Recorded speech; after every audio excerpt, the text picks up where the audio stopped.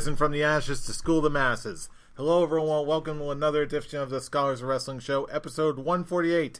I am your man behind the microphone, Scholar Jeff. To my right is Scholar Tarek. What's up, sir? Hello everyone, welcome to another week of the Scholars of Wrestling Show! Echo effects. See, he has to act in announcer voice or he's going to fall asleep on the table. Well, considering I've been up for 20 it? hours, yeah. What do you do to stay awake, Scholar Brian? What do I do to stay awake? Just happens. Insomnia's a bitch. I can't argue with that. And so I don't have to work hard.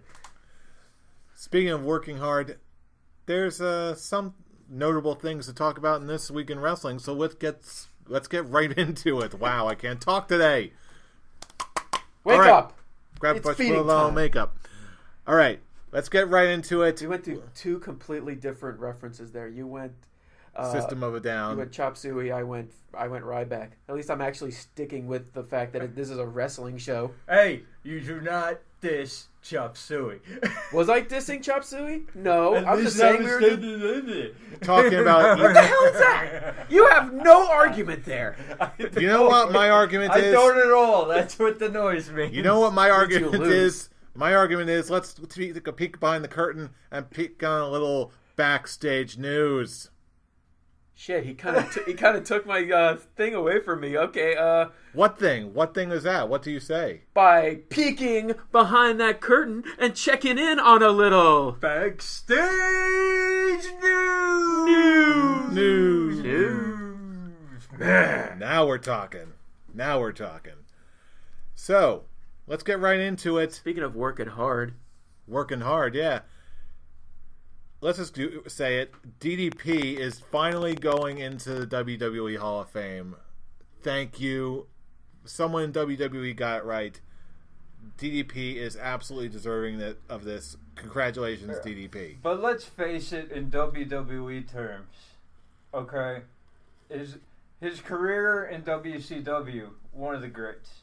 Mm-hmm. Okay, No doubt. but the reason he's going into the Hall of Fame is the work he's done with DDP Yoga and bringing Jake the Snake Roberts and Scott Hall back from the brink of death to respectable living.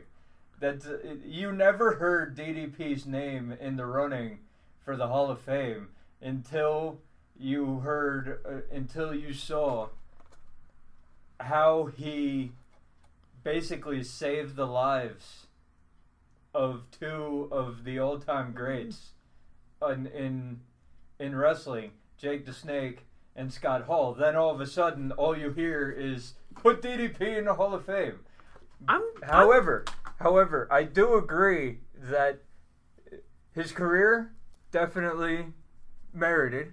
Okay, definitely deserves to be in there. You just didn't hear rumblings in WWE from the office. From the office. Oh, yeah. From the office about DDP having any shot ever of going into the Hall of Fame until the DDP yoga started taking effect. Well, I can't really agree with that. Yeah, seconded. Just from a corporate standpoint, again, in any big company with a public face of whatever caliber you want to say, there's always going to be something that's filtered through PR reps, through marketing agents, through whatever have you. So it's very rare when you'll get the full unfiltered story from a big company, especially WWE. I know you've heard those rumblings for years from fans for DDP to go into the Hall of Fame, but in a sense, I will also agree with you that I don't think there's a doubt in anybody's mind that the whole DDP yoga and rehabilitation of Jake Roberts and Scott Hall were the straw that broke the camel's back and were the final thing to really sell the powers that be that were still unsold in WWE on the merits of DDP going into the Hall of Fame. Yeah, DDP's career in WWE left a lot to be desired. DDP's career in WCW, definitely deserving of the Hall of Fame, but in order to kick open that door and say, I'm here, it seemed to me like what that point actually was when you saw the pictures of Jake the Snake, and they gave the full credit to DDP. It's like, well, dude. I want to agree and disagree. I just, looking at his career, I don't think that the DDP yoga was the thing that, like, okay, if he didn't have that, he wouldn't be in the Hall of Fame. I don't believe that at all. I never said that he never would have. It was just like it's the one thing that was. It was the icing. It's the icing on the cake. It's the icing on the cake, and it's the point where, like, what was it, last year? The pictures started coming out. I believe so. Yes. As soon as that happened, it's like, if anything, it definitely rushed his name getting in the Hall of Fame. Yeah. Like, he probably would have gotten it within the next couple of years without the DDP yoga, but for what he has done with Jake the Snake, Scott Hall, and what he's trying to do with Vader. And, like, even though Vader has a short time left, he's trying to get him at least back into a healthy as he can be state. So yeah, DDP couldn't be any more deserving of this. And being one of the top baby faces in WCW. Yeah, he was that first person who broke the glass ceiling in WCW. Like, the titles were always going between Hogan, Nash, Savage, that kind of deal, and the up and comers really never got a shot. And the first one who actually did was Diamond Dallas Page. Yeah, not for nothing. So, again, I'm not sure how many times I've mentioned it on this show, but when I first started watching wrestling ever at 8 years old, I got my start in watching WCW. The first two people I gravitated towards were Goldberg, who was just up and coming at that point, and Diamond Dallas Page. Self high five. I thought, seriously, for years I thought that the DDP's match with Goldberg was one of the most exciting matches I've ever seen. That was like, wow. Because when he hit him with that diamond cutter, you're like, about out of nowhere. Dude. You're like, is this happening? Yeah. What? And then he kicked out. He's the creator of Out of Nowhere. Oh yeah, it was, even today, that's still such a hype match and such a hype moment. Yeah. So anyway, no matter how you slice it, no matter how you break it down, DDP is absolutely deserving. I'm going to be very, very happy that he's going in the Hall of Fame, and I'm really looking forward to what he has to say for his acceptance speech. Congratulations to DDP. He said that if Dusty Rhodes was still alive, Dusty Rhodes would have been the one inducting him. Who do you think is inducting him now?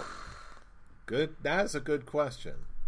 I would hope it's either Jake the Snake or Scott Hall. Imagine if it was both. If not those two, I can easily see Eric Bischoff doing it. Maybe.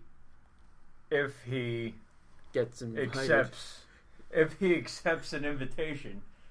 Yeah, but again, it's obviously. Okay, I think we all agree that the smartest thing to do would be to get one of the two.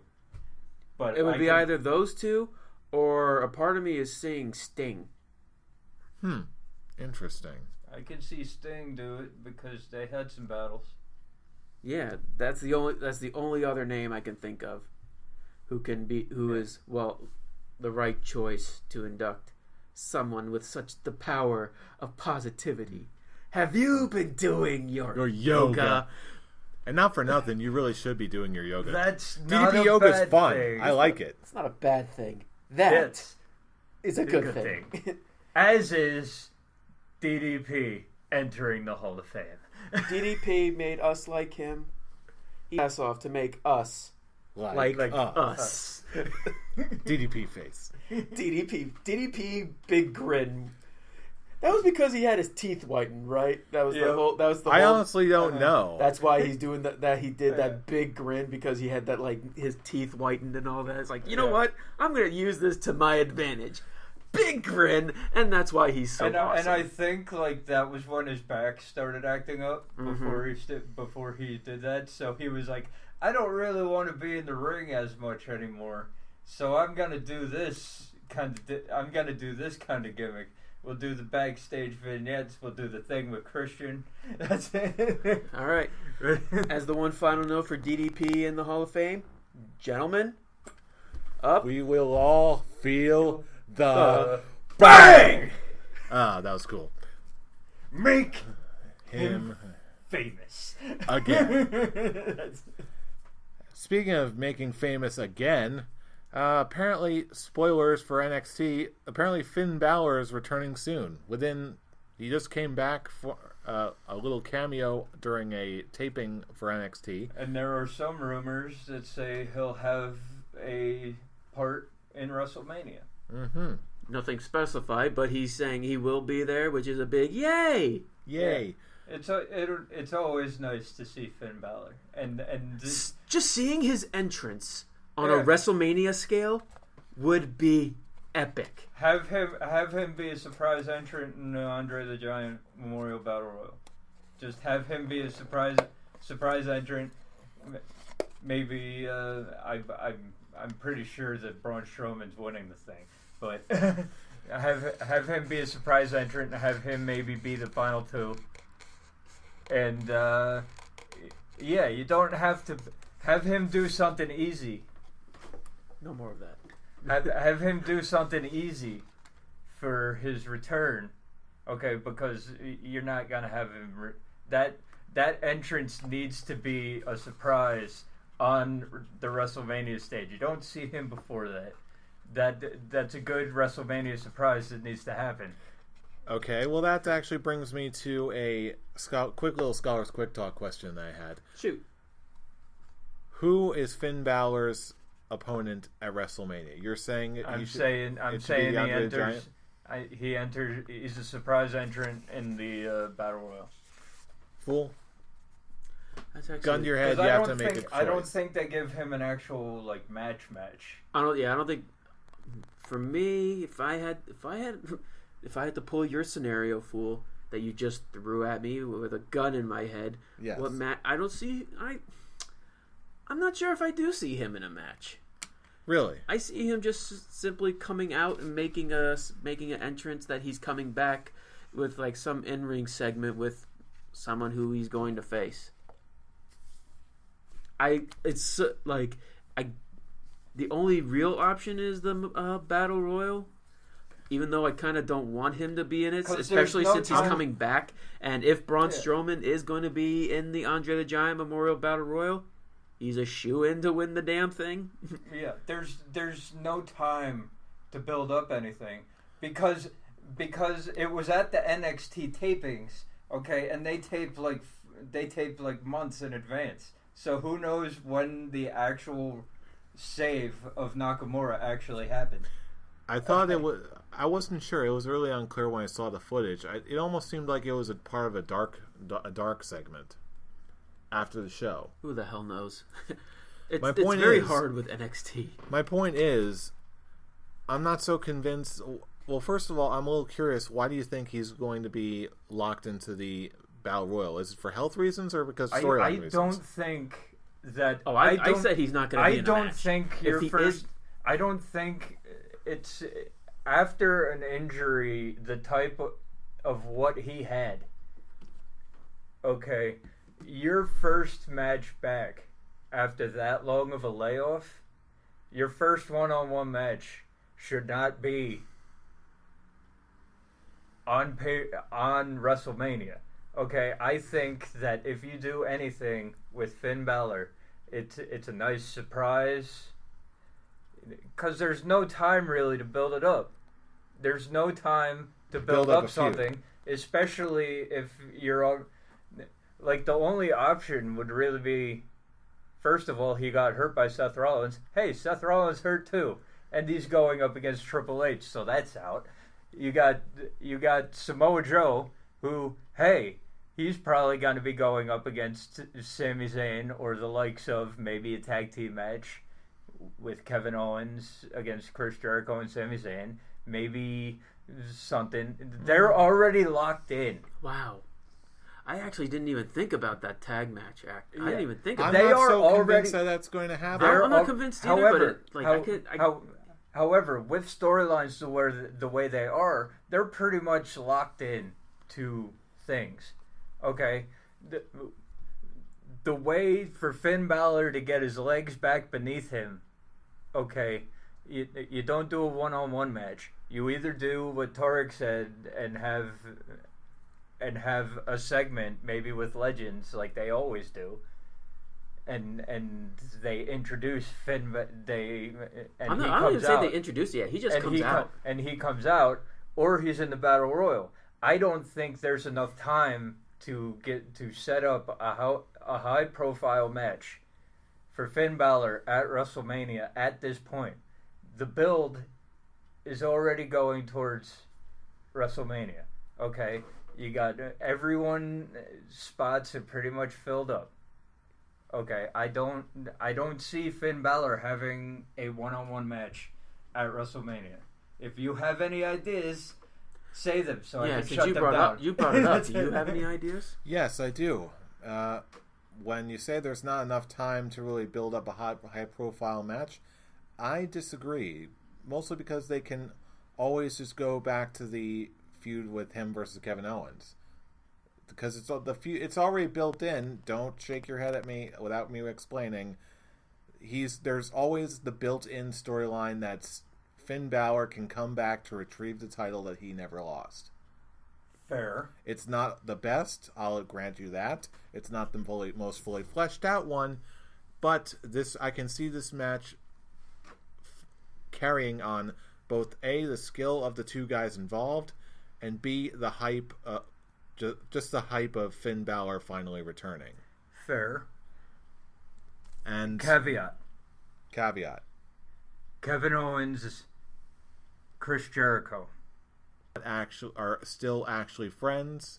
It was a fake out to team up the two of them, sort of bait and switch, so that he ends up retaining against Goldberg, keeps his title, and woohoo, yeah, I made it look really good. I pretended to beat you up. Fair enough. Caveat. It's already happened. If it happens again, it's played out. And if I would believe it.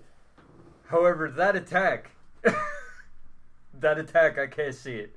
It would be fine if it was just like a regular attack. But you got powerbomb off the apron. You got a Jericho special through the Jeritron, whatever that was. Was that 5,000 now? 5,000. That wasn't even a real computer monitor. It was a stunt monitor, dude. If that was a fake out, kudos. But I really think that they're setting up for Chris Jericho, Kevin Owens. I think Jericho costs Owens the title. Either that, or maybe he does get maybe he does cause a disqualification because he wants the title shot at WrestleMania. Well, I don't think Finn Balor comes back and wrestles for the title right away. Well, I guess we can kind of use this to segue into Raw versus SmackDown Live. Considering how Kevin Owens' promo went to open up Raw, I hope that he retains, because if he doesn't, then all of this last couple weeks, him going complete Stone Cold badass. I actually look at this more as Triple H cerebral assassin type feel, especially after when Samoa Joe during the Sami Zayn Kevin Owens match, when Samoa Joe came and took out Sami Zayn. You look at Kevin Owens and he's basically pulling a Triple H when Samoa Joe took out Seth Rollins. It's like Triple H is slowly rebuilding his own, like a brand new evolution with Kevin Owens and Samoa Joe. Yeah, and if you hotshot the title onto Goldberg just to have a high profile title match at WrestleMania, then all this that's going on right now with Kevin Owens, okay, this is great stuff. All of it means nothing if you just hotshot the title onto Goldberg to have a high profile match with Brock Lesnar for the title at WrestleMania. That match is main event worthy without the title. Agreed. So why would you do that? I didn't like the match when it was announced. I don't like it now because it's, first of all, Kevin Owens, if he wins, it's not gonna be it's gonna be back to weak shit, feels like, because you can't have Goldberg getting his ass beat the month before his last high profile match with Brock Lesnar. So it would probably be Brock Lesnar coming in and taking out Goldberg. So it's like it's counterproductive to the story that's going on right now. Unless it's something like Kevin Owens paid off Brock Lesnar to. The one real positive thing that I can look at from Kevin Owens promo to the Brock Lesnar, Paul Heyman taking over the interview with Michael Cole, is that there is definitely a lot of doors open. Yeah. For when it comes to the Universal title picture, and I do like that a lot. And I love the fact that Kevin Owens doesn't seem scared of Goldberg. He was like, I watched you when I was growing up. Okay? Wasn't impressed. Don't care. Okay? I'll go through you like I went through all the rest. I'm like, okay. That's the Kevin Owens I've wanted to see for a long time. And that's the mark of a good promo. Even if they're still planning on just like having Goldberg beat him, at least for tonight, this very moment, it's planting that seed of doubt in my mind. It's selling the match to me. Now it went from, okay, they're just gonna hotshot the title on Goldberg, hoop-de-doop-de-doo. Now it's like, whether it's true or not, I hope it's true. Now it's putting that sense of could actually go either way. This could be a good match. And it's a real credit to Kevin Owens' talent. And as for the hottest storyline in the WWE right now that involves Kevin Owens, the Kevin Owens-Chris Jericho thing, okay, do not have Chris Jericho come back before this match against Goldberg. Absolutely. Okay. Nope. Let it simmer. He's on house. He's showed up at house shows in Germany on crutches, neck brace and all, saying things like, "I will get Kevin Owens back for his betrayal." I do not want to see him on TV until after Fastlane, maybe on Fastlane. However that goes down. But do not show me Chris Jericho before Fastlane. Let it simmer. This is the hottest storyline going in the WWE right now. It has been since August. Okay? These guys know what they're doing storytelling-wise. It's two of the best storytellers that the business has ever had. So, I want to see more of, like, Monday. The Kevin Owens. As for Chris Jericho, mic drop.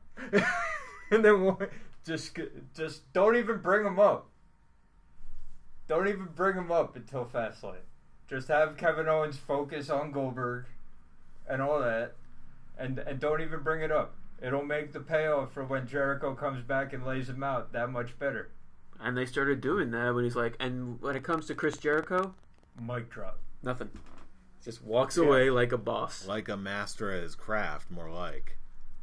It'll get the massive cheer for Jericho when he does come back and take him out, because that's the only way you can do it.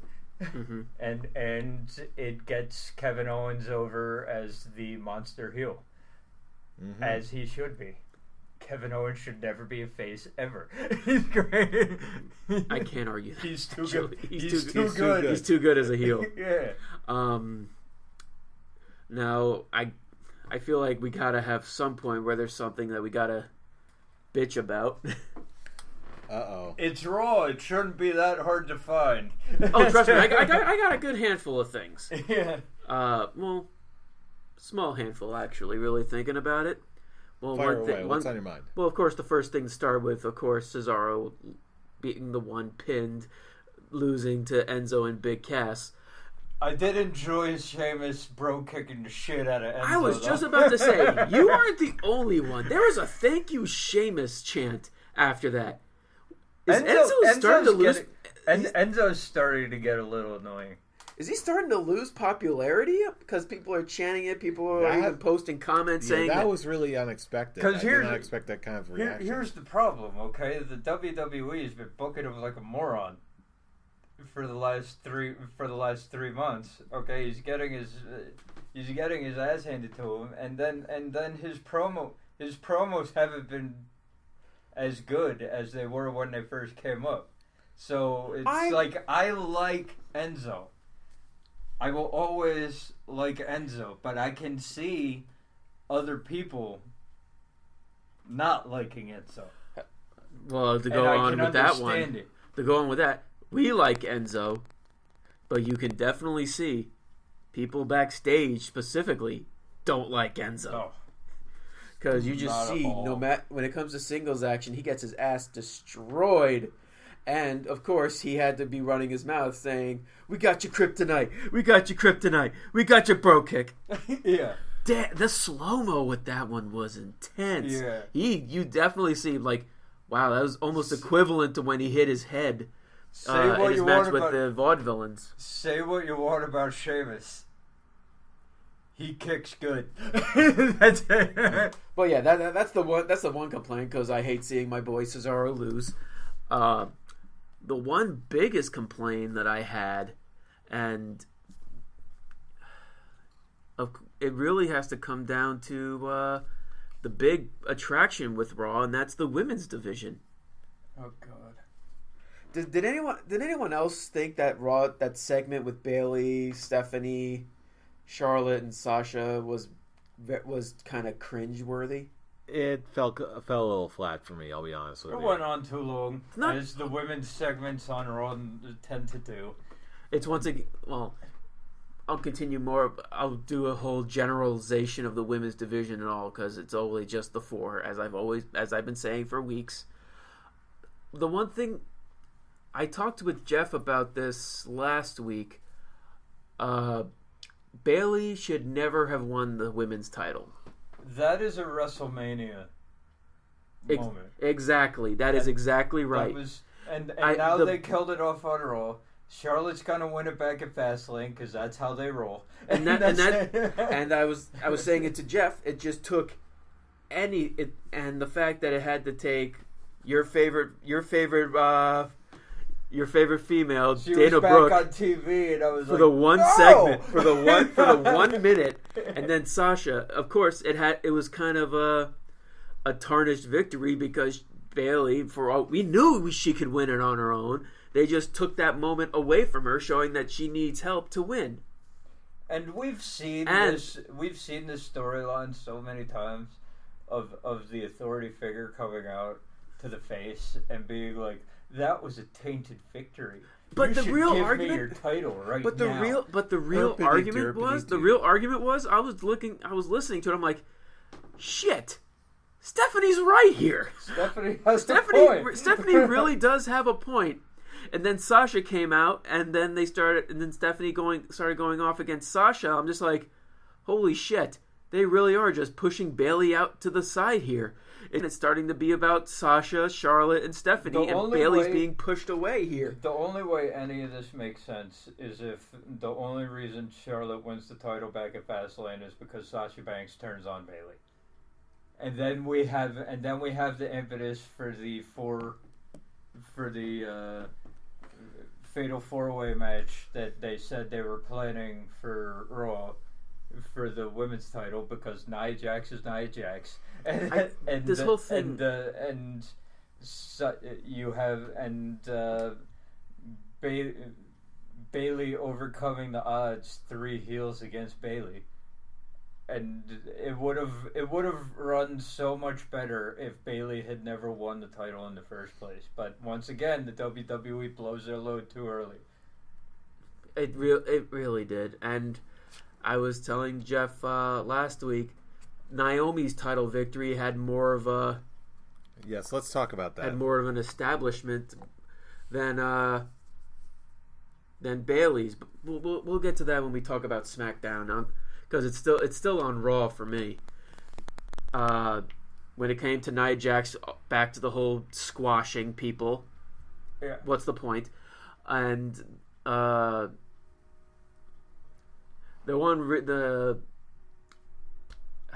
really nothing more else to say about the Raw Women's Division. Now I got to get back to the positives on this one, because really Raw ended on a big positive for me, showing how awesome Braun Strowman is. Wait, would you say it put the spotlight on Braun Strowman?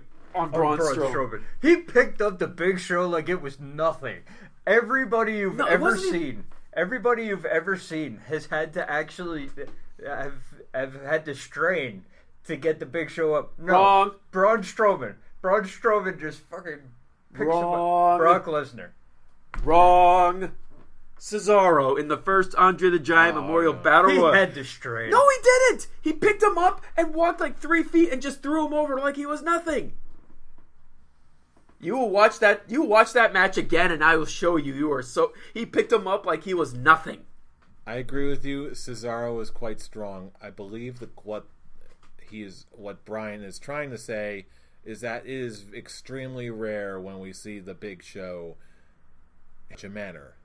He didn't say that. He said no. Everyone had to pull straight. Calm down, man, boner. No, it will not calm down. It is harder than ever right now because I have to defend my man.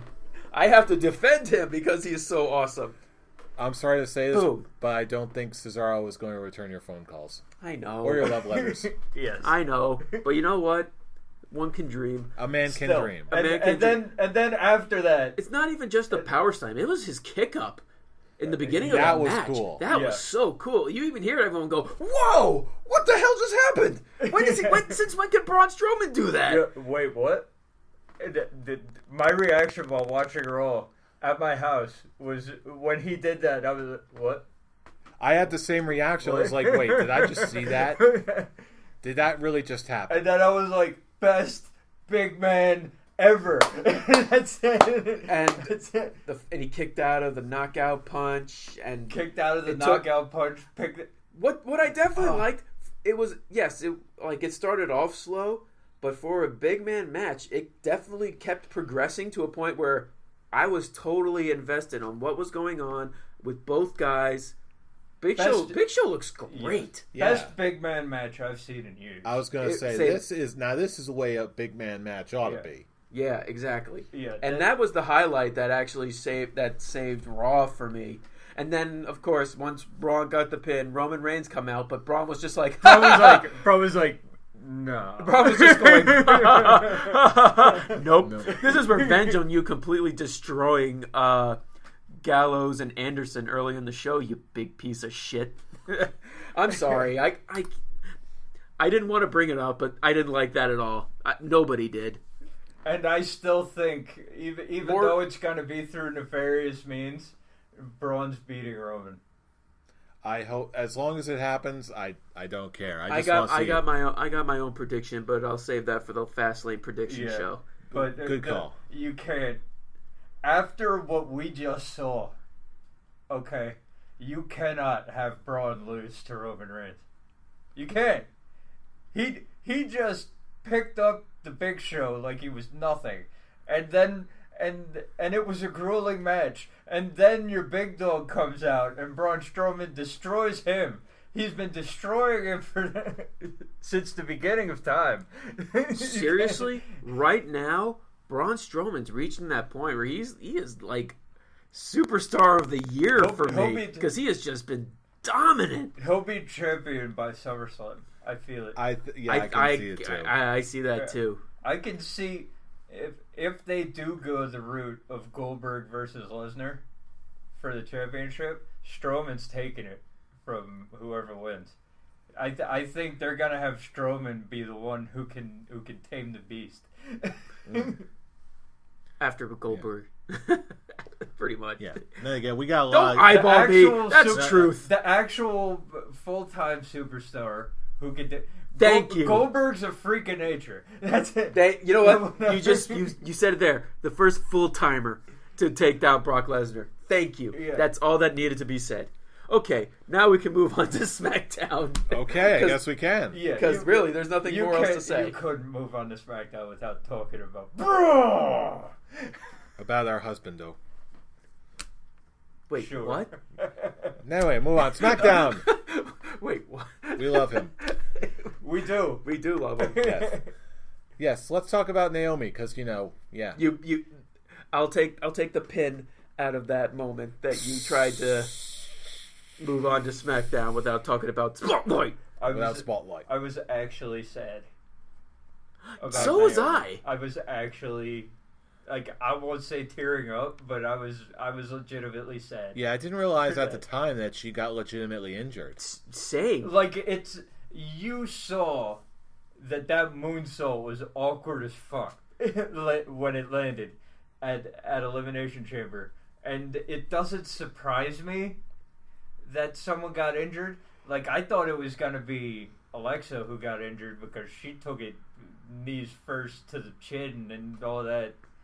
And she got the brunt of it. So I'm like, when Naomi shows up at SmackDown and she's the one injured, I'm like, huh? I was like, really? I'm like, God damn. And unlike the Raw women's division, I was invested. I was actually feeling really bad for Naomi having to give up that title. I'm invested in pretty much almost everything that's going on with the women's division right now, with obvious exceptions. Yeah. But it's with SmackDown, it's like any of the four, okay, in the main feud right now, Becky Lynch, Mickie James, Alexa Bliss, Naomi. It's like, if any of these females as a champion, I'm good. And to see Naomi get a huge babyface return, get huge props when she wins the title and have to relinquish it Daniel Bryan style to Daniel Bryan, that sucked. Yeah. At least when she comes back, she'll actually be someone who's like, okay, now we can actually see her being a top contender to go back for the title, other than just a completely throw-in, like when she actually was first going for the title just now. Yeah. And now when it came was to completely random, and nobody believed it, and then she won, and it's like, what? Oh, okay. That's it. And Good then show. when it came with Alexa, of course she was being a good heel, like that typical witch evil person. It's like, who should have the title now? Well, I never got my title rematch, so how about me? And I'm going to be perfectly honest, when Daniel Bryan was saying that there was someone ready, I wasn't expecting Becky Lynch. I was actually expecting Tamina Snuka. No, I was expecting it to be somehow connected with Naomi, especially with how I was like, yes, it's true, Naomi is unable to compete, but I know someone who is. And I thought that was going to be the return for Tamina and actually continuing and broadening this SmackDown women's division.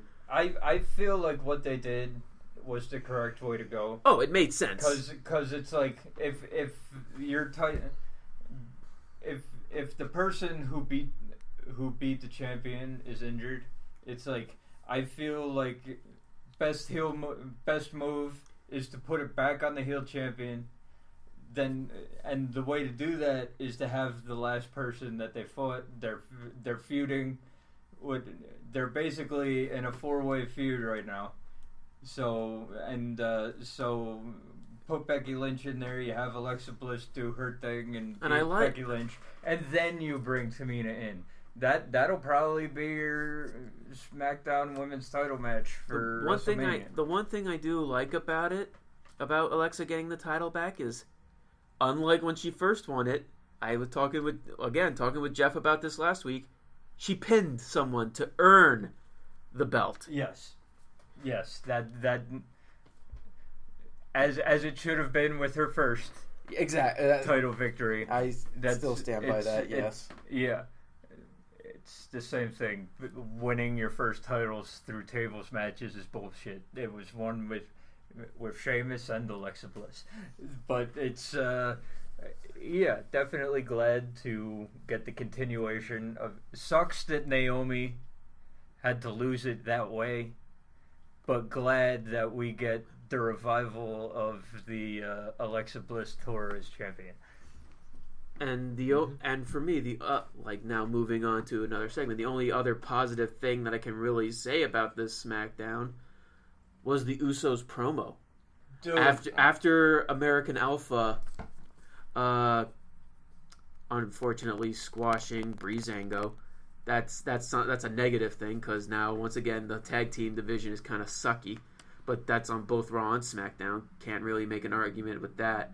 But when the Usos came out, and they came out through the crowd, and seriously, it was quite possibly their best promo ever. Their turn and their gimmick change has revitalized them so hard, where before they turned, all I wanted was the Usos off my TV screen. Now I can't get enough.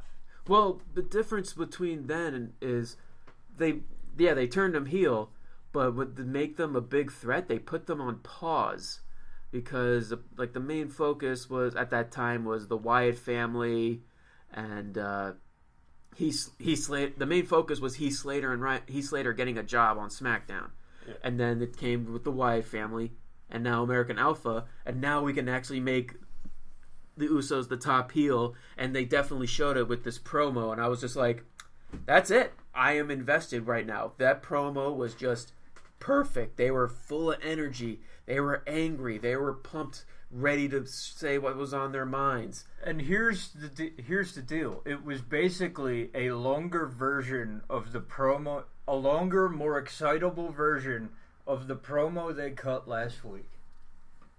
Okay, they ended it the same. They were saying the same things, but they were more hyped up, and it looked like they were on coke. Okay, it did. They were all hopped up. They were hopping around and all that. And I love the line when you're feeling the hairs on your neck rising up, and you feel like someone's watching you. It's not paranoia.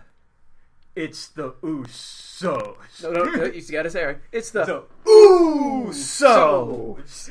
It's seriously like this is exactly what the Usos needed. Okay, because remember their title run when they just wouldn't lose. It was the New Day before dull. the New Day.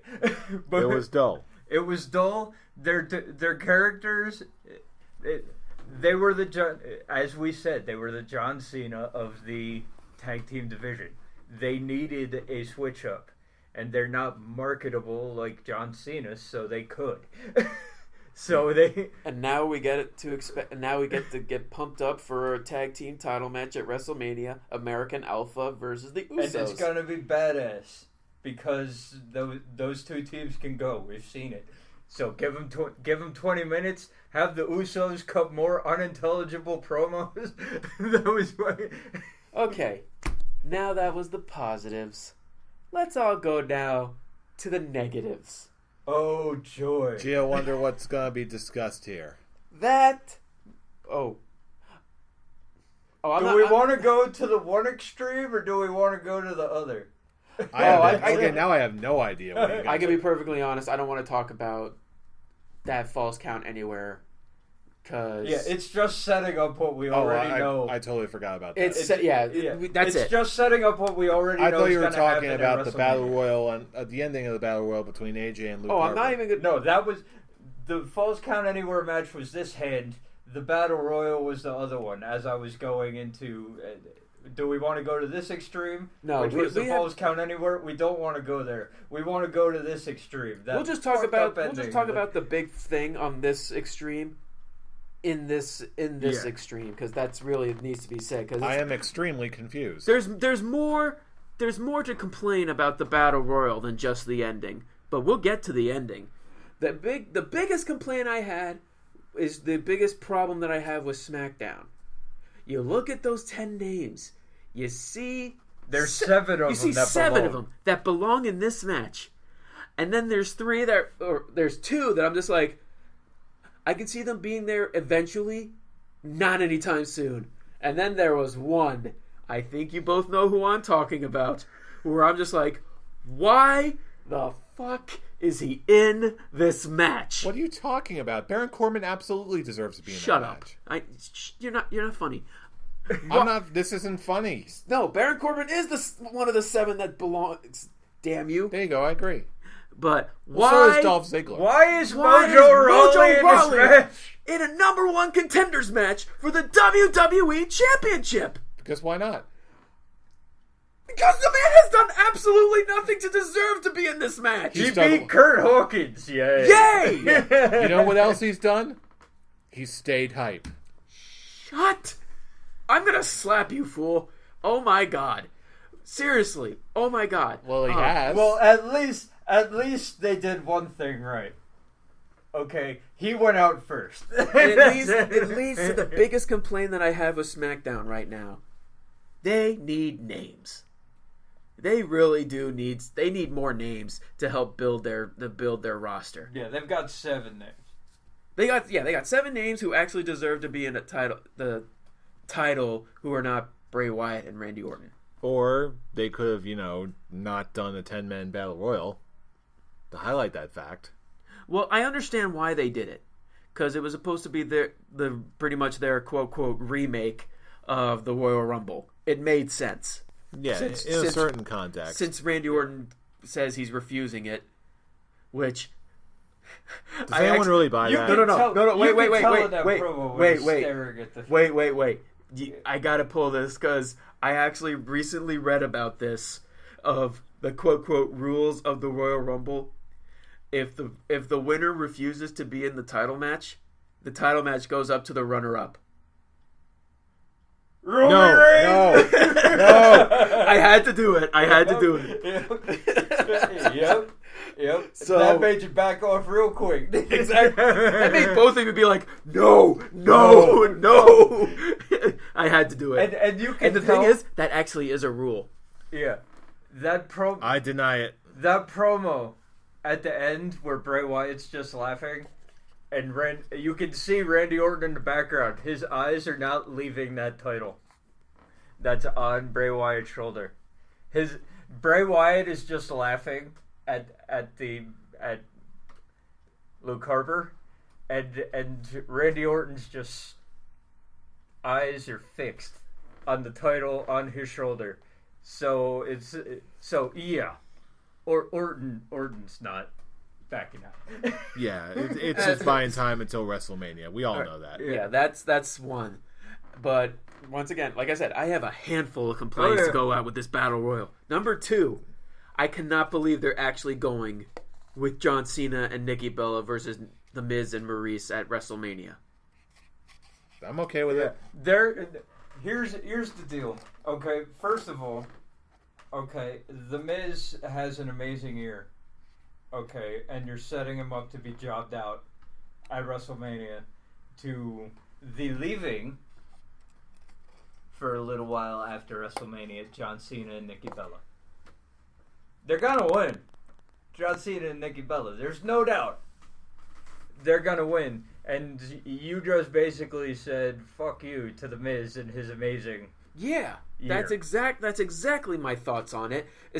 It started from when he completely bitched The Miz at Elimination Chamber. Once again, I told Jeff about this. If you actually look from the moment The Miz pinned Dean Ambrose, he did all these moves, and then all of a sudden he jumps off he's doing all his thing. He skull crush finale, Bray Wyatt. He gets on the turnbuckle. He does the crossbody to John Cena. His first move that was actually given to him was an attitude adjustment, and then he lost. Yep. He never got a move against him. That was the first move that was put against him, and that beat him in the Elimination Chamber. And now you had John Cena throw him out of the Battle Royal. And now sets up. You get your heat back by running into the ring and eliminating him. And now that leads to the small argument that they had Maurice have to beat down Nikki Bella to have Natalya win. I hate that shit. It's once again showing it's like, oh yeah, because it's Nikki Bella, John Cena's girlfriend, and Vince McMahon's high on the Bella twins. She has to be booked like she's a John Cena of the women's division. And the one thing that angered me the most was that they were saying that Nikki Bella was the captain of the Survivor Series team. All the way back in Survivor Series, they said Nikki Bella was the captain. Oh gee, who was the women's champion of SmackDown at the time?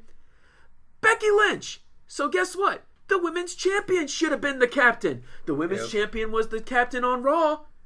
Yep. Fuck that logic. Just because it's Nikki Bella. I threw two now. Because I always try to say everyone gets one F-bomb in each show. But SmackDown really made me angry this week. So I guess that's kind of, with me saying that, I guess it's obvious who won the Raw versus SmackDown Live for me this week. But it's once again, it's like, okay, it's kind of shitting on Natalya. Of course, they have this set up with Maurice just because the thing that set Maurice off was last week that she had flour accidentally thrown in her face while Natalya and Nikki Bella were fighting. What logic does that mean? And then Nikki Bella got thrown into her during the Falls Count Anywhere match. So it's stupid ways to set it up. Yeah. Now back to the Battle Royal. Now we're done with The Miz and Cena, and I think that match at WrestleMania is going to be completely stupid. And let me just it's a waste of time. I actually prefer John Cena versus The Undertaker. Yeah, and let me just say this: The Miz coming back in after I hate the trope of the person coming back in after getting eliminated and being able to eliminate someone from the Battle Royal. It's like, okay, come back in, give him a skull-crushing finale, have somebody else eliminate him. I think it's stupid when someone who's been eliminated comes back in and is able to eliminate another superstar. Yeah, I agree with that. And now we can move on to the ending. That botched and that big botch of an ending. Okay, first of all, that particular spot is a hard one to pull off at any time. Okay, now you're asking them to pull off that spot and fall down and hit the ground at the exact same time. How? You really you do have to admit, you really got to give it to Luke Harper. He tried. He tried really hard to get that landing at the same time. I looked at that clip you saw him over spin. And over again. You saw him throw himself off the apron. It was I'm trying to think. They could have had so many different spots to have them both look like they landed at the same time. That was a very difficult spot to do. I don't even know what they were trying to do. Have them. What were they trying to do? I believe that they were trying to do something where Luke Harper is trying to hit him with the suplex and accidentally falls off at the same time. That's the only thing I can think of. That's a very tough spot to do. Exactly. So I guess they were thinking it's for a WrestleMania main event match. If you deserve to be in that match, you won't screw it up. No, that kind of deal. I don't mind for them trying to have a double finish, like where both men touch the feet on the floor. Because we have another 3 to 4 weeks build for WrestleMania. We have 4 weeks. We have a month. Yeah. Yeah. So it's understandable they want to keep it going. Yeah. I don't mind that. It makes perfect sense because what are they going to build for another month? Exactly. So, but it was really just the spot because I'm just like, man, they could have done anything else to try and make this work. Yeah, And once it doesn't, and everybody sees that it doesn't, people in the crowd on the opposite side of the ring can see that AJ Styles hit first. Okay, it's one of those. If at that point you have to call an audible. You can't just have someone come. You can't just have Daniel Bryan come out and call it a draw anyway. You have to call an audible, or else people know. Okay, people are smart these days. Fans are smart. They know that AJ Styles hit first. Anyone can see that AJ Styles hit first. And then Daniel Bryan comes out and looks like a moron when he calls it a draw. That's it. So So first of all, you picked the wrong spot for that particular spot. Okay, the easiest one would be they're fighting on the outside of the ring. Luke Harper hits the clothesline at the same time AJ Styles is trying to kick him in the head. So Luke Harper gets the blow to the face. AJ Styles gets the clothesline. They both fall off and hit at the same time. Match over. Easy draw. Okay, no, you got to do the suplex spot where Luke Harper is hanging. They're trying to do the Chris Benoit when he's just pulling Big Show over the top. AJ Styles is fighting it, and AJ obviously hits first. Luke Harper does his best, but he obviously it's an obvious thing. Okay, you got to call an audible there. Luke Harper wins, but AJ Styles still gets. They give AJ Styles another shot. Fool, you've been quiet about this. What are your thoughts on it? I really don't feel like I've got too much to say about it because I actually missed the actual finish of this match. Mm-hmm. Again, it's to me, it's more of a matter of like the philosophy of how you make that judgment call in the heat of the moment. I can see them wanting to sort of, and by they I mean WWE as a whole, have their confidence grow in Luke Harper, but not really wanting to give up on the safety net that AJ Styles has become for the company. So, again, when there's a big botch like that, there's only so much you can do.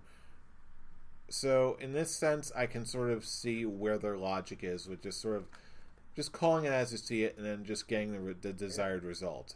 Because again, once you take out sloppy spots like that, you're talking about guys like Luke Harper and AJ Styles, guys who, when the spotlight is put on them, they can deliver in a regular match.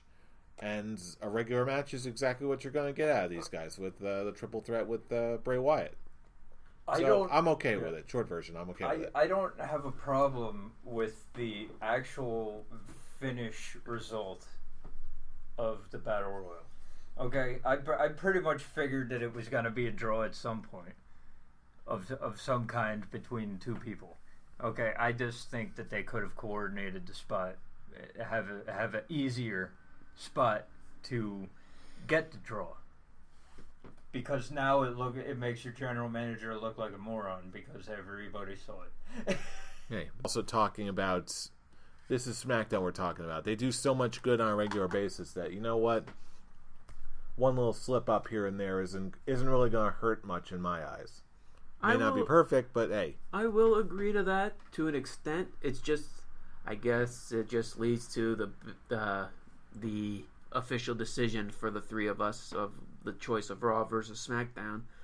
Like I said, this was a very, very, very weak SmackDown, all in all, and it actually left me angry than anything else.